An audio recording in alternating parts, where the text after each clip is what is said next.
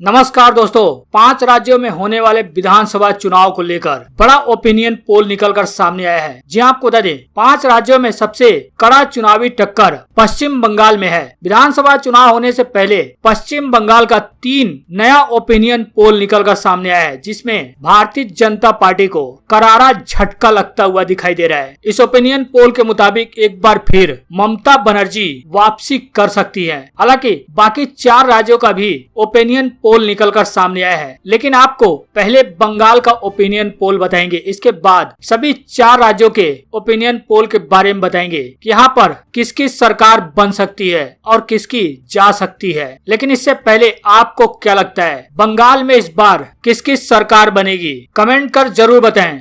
Video को like करें, channel को सब्सक्राइब करने के बाद घंटी को बजाना बिल्कुल ना भूलें। जी हाँ दोस्तों, आपको बता दें, पश्चिम बंगाल, तमिलनाडु, आसाम, केरला और पुडुचेरी में 27 मार्च से मतदान शुरू हो जाएगा। लेकिन इससे पहले ही इन सभी 5 राज्यों के चुनावी गणित निकलकर सामने आए हैं। तो सबसे पहले पश्चिम बंगाल की बात कर लेते हैं। आपको बता दें, पश्चिम बंगाल में 294 विधानसभा सीटें हैं। वर्तमान में सत्ता पर टीएमसी काबिज है। 2021 में किस पार्टी को कितनी सीटें मिल रही हैं, उसको बताने से पहले एक जानना जरूरी है कि 2016 के चुनाव में किस पार्टी को कितनी सीटें मिली थी। आपको बता दें, 2016 के चुनाव में पश्चिम बंगाल की 294 सीटों में से ममता बनर्जी की पार्टी तृणमूल कांग्रेस को 211 सीटें मिली थी, जो कि बहुमत के आंकड़े से काफी ज्यादा है। वहीं कांग्रेस को 44 सीटें मिली थी, लेफ्ट को 32 सीटें मिली थी और भारतीय जनता पार्टी को महज 3 सीटें मिली थी और अन्य के खाते में भी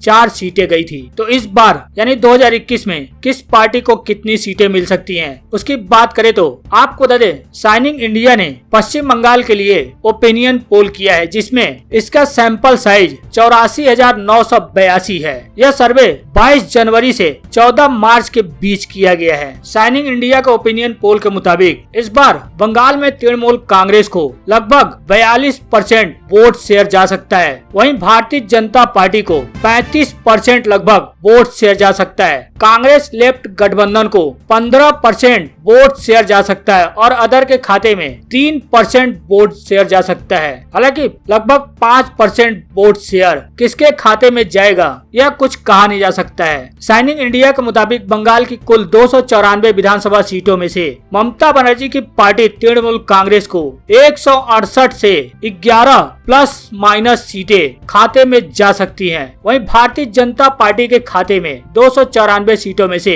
89 सीटें, इसमें 11 सीटें प्लस माइनस हो सकती हैं। वहीं कांग्रेस प्लस लेफ्ट के खाते में 35 सीटें, जिसमें प्लस माइनस 7 सीटें हो सकती हैं और अदर के खाते में 2 सीटें, जिसमें प्लस माइनस 2 सीटें हो सकती हैं, यानी कि 0 भी रह सकता है और 2 भी सीटें जा सकती हैं। एनके डिजिटल ने भी पश्चिम बंगाल के 294 सीटों के ओपिनियन पोल जारी किए हैं। इसके ओपिनियन पोल के मुताबिक पश्चिम बंगाल में ममता बनर्जी की पार्टी तृणमूल कांग्रेस को कुल 294 विधानसभा सीटों में से 192 सीटें जाने का अनुमान बताया गया है। वहीं भारतीय जनता पार्टी के खाते में 294 में से 69 सीटें जाने का अनुमान लगाया गया है। कांग्रेस प्लस लेफ्ट के खाते में 30 प्लस सीटें जा सकती हैं। यानी कि देखा जाए तो दोनों सर्वे के मुताबिक एक बार फिर यहाँ पर ममता बनर्जी की सरकार लौट सकती है। वहीं एबीपी न्यूज सी वोटर के सर्वे के मुताबिक भी इस बार बंगाल में ममता बनर्जी हैट्रिक लगा सकती हैं। जी आपको बता दें, एबीपी न्यूज ने सी वोटर और सीएनएक्स के साथ मिलकर बंगाल का ओपिनियन पोल किया, जिसमें 70,000 से ज्यादा लोगों से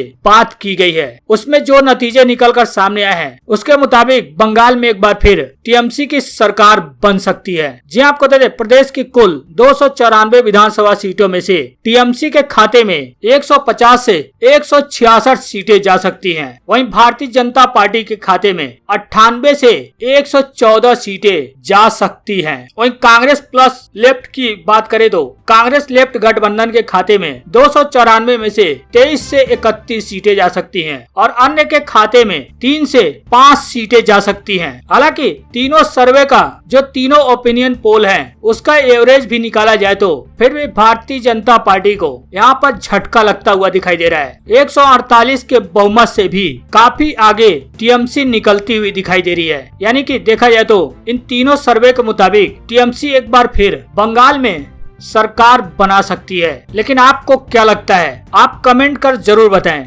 वहीं असम की कुल 126 विधानसभा सीटों की बात करें तो हालांकि यहां पर पिछली बार यानी 2016 के चुनाव में भारतीय जनता पार्टी को 126 में से 60 सीटें मिली थी, एजीपी को 14 सीटें मिली थी, कांग्रेस को 26 सीटें मिली थी और अन्य के खाते में जैसे AIUDF, BOPF इनको मिला के 26 सीटें गई थी। हालांकि इस बार भी असम में एनडीए की सरकार बनती हुई दिखाई दे रही है। असम की 126 सीटों में से इस बार एनडीए के खाते में ABP सी वोटर के सर्वे के मुताबिक 64 से 72 सीटें जा सकती हैं। वहीं यूपीए के खाते में 52 से 60 सीटें जा सकती हैं और अदर के खाते में 4 से 7 सीटें जा सकती हैं। इस ओपिनियन पोल के मुताबिक कहीं न कहीं ये समझा जा सकता है कि असम में इस बार सत्ता परिवर्तन की कोई संभावना नहीं दिख रही है, क्योंकि पिछली बार भी भारतीय जनता पार्टी को 60 सीटें मिली थी और इस बार भी 60 से ज्यादा सीटें मिलती हुई दिख रही हैं। वहीं केरल की कुल 140 विधानसभा सीटों की बात करें तो आपको बता दें 2016 के चुनाव में यहां पर पिनरई विजयन की सरकार थी, यानी वर्तमान में भी पिनरई विजयन की सरकार है। 2016 के चुनाव में पिनरई विजयन के पार्टी LDF को 84 सीटें मिली थी, जबकि कांग्रेस नेतृत्व वाली UDF को 47 सीटें मिली थी और भारतीय जनता पार्टी को महज 1 सीटों के साथ संतोष करना पड़ा था और अन्य के खाते में 8 सीटें गई थी। हालांकि इस बार भी एक बार फिर पिनरई विजयन की सरकार वापसी करने के आसार बन रहे हैं। सी वोटर सर्वे के हिसाब से केरल के कुल 140 विधानसभा सीटों में से सत्ताधारी LDF को 77 से 85 सीटें मिलने के अनुमान हैं। वहीं कांग्रेस नेतृत्व वाली UDF को कुल 140 विधानसभा सीटों में से 62 सीटें मिलने का अनुमान है। वहीं पिछली बार भी भारतीय जनता पार्टी को 1 सीटों पर जीत मिली थी और इस बार भी भारतीय जनता पार्टी को सी वोटर के सर्वे के मुताबिक 0 से 2 सीटें मिलने की संभावना है। तो इस सर्वे के मुताबिक एक बार फिर केरल में पिनरई विजयन की सरकार यानी LDF की सरकार वापसी कर सकती है। वहीं तमिलनाडु की कुल 234 विधानसभा सीटों की बात करें तो आपको बता दें यहाँ पर वर्तमान में NDA प्लस की सरकार है। तमिलनाडु में NDA को 2016 में 135 सीटें मिली थी और कांग्रेस गठबंधन को, जिसमें DMK है, DMK को 88 सीटें मिली थी और कांग्रेस को 8 सीटें मिली थी और अन्य के खाते में 1 सीटें गई थी। लेकिन इस बार इस ओपिनियन पोल के मुताबिक जस्ट उल्टा होता हुआ दिखाई दे रहा है। जी आपको बता दें ABP न्यूज सी वोटर के सर्वे के मुताबिक तमिलनाडु की कुल 234 सीटों में से इस बार यूपीए के खाते में यानी कांग्रेस प्लस DMK के खाते में 161 से 169 सीटें जा सकती हैं। वहीं सत्ताधारी NDA को सिर्फ इस बार 234 सीटों में से 53 से 61 सीटें जा सकती हैं। इस बार NDA को तगड़ा झटका लगता हुआ दिखाई दे रहा है। NDA का 2016 के मुताबिक सीधे सीधे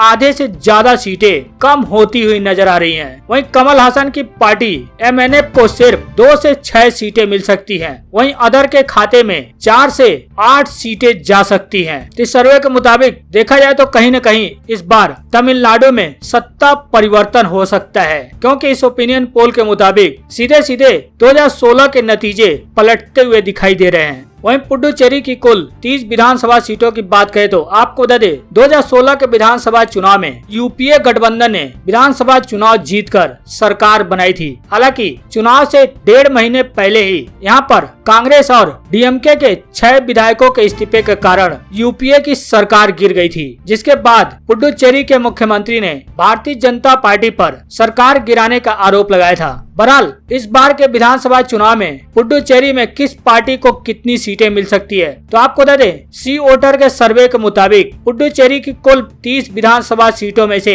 इस बार यूपीए के खाते में 10 से 14 सीटें जाने की संभावना है। वहीं NDA के खाते में इस बार 30 में से 16 से 20 सीटें जा सकती हैं और अन्य के खाते में 0 से 1 सीट जाने के अनुमान है। यानी कि देखा जाए तो इस सर्वे के मुताबिक इस बार यहाँ पर सत्ता परिवर्तन होने के पूरे आसार हैं। 2016 में यूपीए की सरकार यहाँ पर थी, अब 2021 में इस ओपिनियन पोल के मुताबिक NDA की सरकार बनती हुई दिख रही है। तो ये सभी 5 राज्यों के ओपिनियन पोल थे। इस ओपिनियन पोल पर आपकी क्या राय है? किस राज्य में किस पार्टी की जीत हो सकती है और किसके सरकार जा सकती है? अपनी प्रतिक्रिया कमेंट में जरूर बताएं और साथ ही इस वीडियो को अपने दोस्तों में जरूर शेयर करें।